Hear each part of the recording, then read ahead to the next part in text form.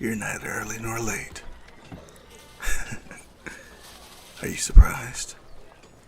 Would have thought that after last time you would understand just how skilled I am at disguises. I certainly hope I look presentable. How kind. After all the research I did on you, I have a bit of an idea about your preferences. I decided to design my disguise along those lines. Why, certainly. Finding out what a target's type is one of the most useful things an assassin can know.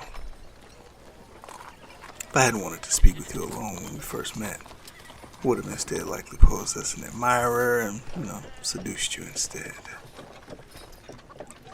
People are most vulnerable when they're head over heels for someone. Oh, believe me, I certainly did consider creating a whole false identity to appeal to your taste just to win you over, bring you to the blank ones. But, my decision to try to get you to fall in love with me was a personal, emotional decision. Wouldn't really satisfy that side of myself if you fell in love with the act that I put on for you, rather than the real me. Anyway, shall we go in? I've already reserved a table for the both of us.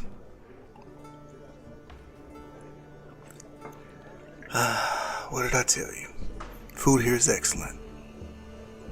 Really, it's a bigger draw than the alcohol. The owner apparently once had a loftier ambitions. Had to settle for owning a small tavern like this one. Of course, I imagine you don't visit taverns often.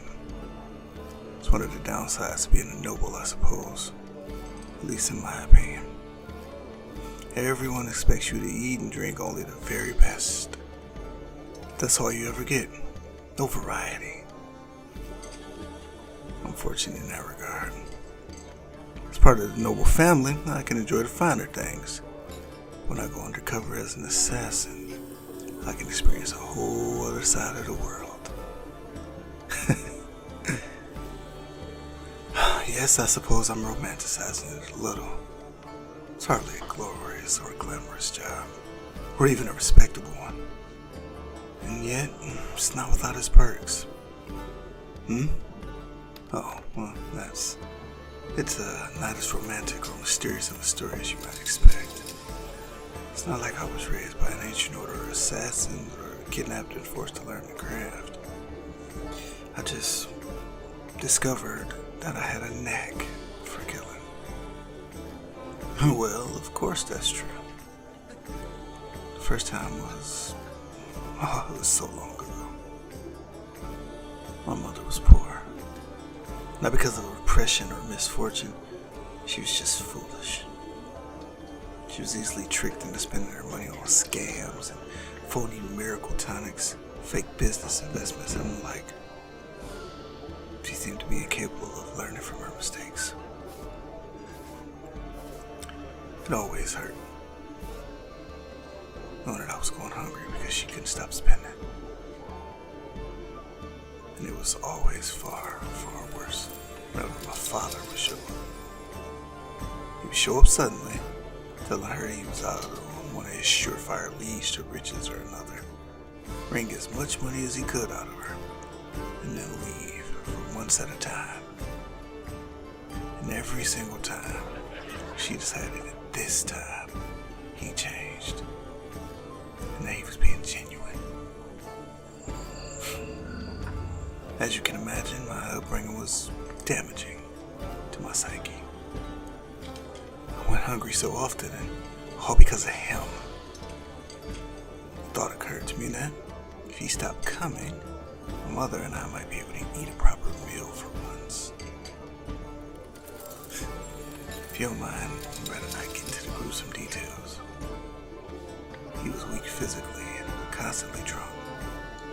So let it suffice to say that it wasn't difficult for even a child to deal with him using the element of surprise. And after that, it just sort of kept happening. More people would enter my life, lured by my mother's reputation for gullibility. Then I'd find a way to get rid of them. One day I realized that I could actually get paid for it. Finally stopped going hungry.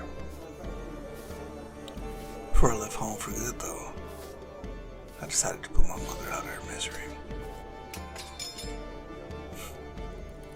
It's not something I'm proud of, but I was barely a teenager at that point. Still very much in a terrible state of mind.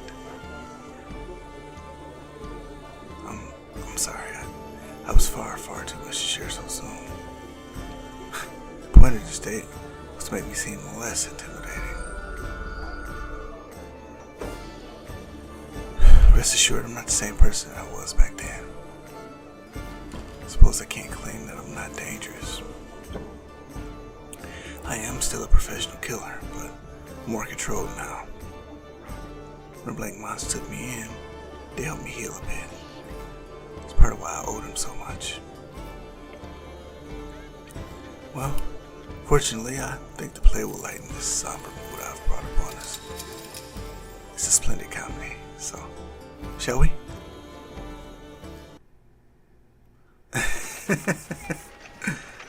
Oh, that never gets old. What did you think about it? Yeah, I thought you might. You've been under a great deal of stress lately. Partially thanks to me.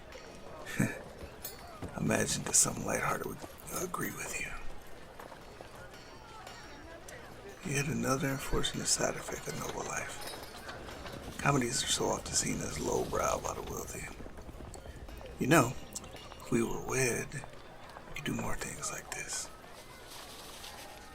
You'd have so few responsibilities, with the weight of your family's finances no longer burdening you, and the Blank Monster wouldn't think less of you for doing the sorts of things we've done tonight.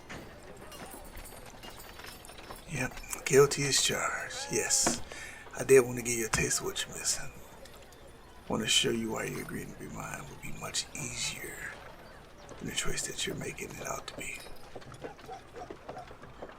But I'm not finished. If you recall, there was one more thing I wanted to do on this date. And it's still a surprise now. So, you'll have to wait until we get there to find out what it is. Now, come along. It's not that far. Oh, while we walk, what are your interests? Sharp as ever. Yes, I know exactly what your interests are, but I've never heard you describe them. There's so much you can learn from someone based on how they describe the things that are important to them. Oh, well, that actually comes as a surprise. I always act like fencing lessons are a chore. Ha, how shrewd. Making people think you're less enthusiastic than you are, so underestimate your skill with a blade at a critical moment. I knew I fell for you for a good reason. But are you sure it was that wise to tell me? Although I do insist I won't harm you, you really would be wise to consider me the greatest threat in your life currently. I don't hear that often. At least not from people who know who I really am. Why do you trust me? That is so like you. You say something cunning, followed immediately by something incredibly naive. Well, naive may be unfair. Optimistic, I suppose, would be the better word. I find it so enchanting. You're someone cunning enough to earn my respect, but you also very much have a wholesome, hopeful side. I lost touch with that side of me a long time ago. I can't help but think that you can complete me. Oh, we can talk more about such things later. We've arrived. I'm not surprised you don't see the appeal. This may appear to be a mere abandoned building. Follow me a bit further. You'll see.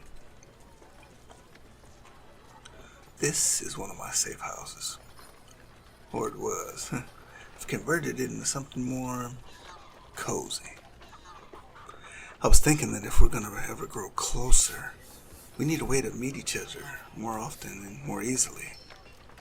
This could sort of be our secret hideaway, just for the two of us.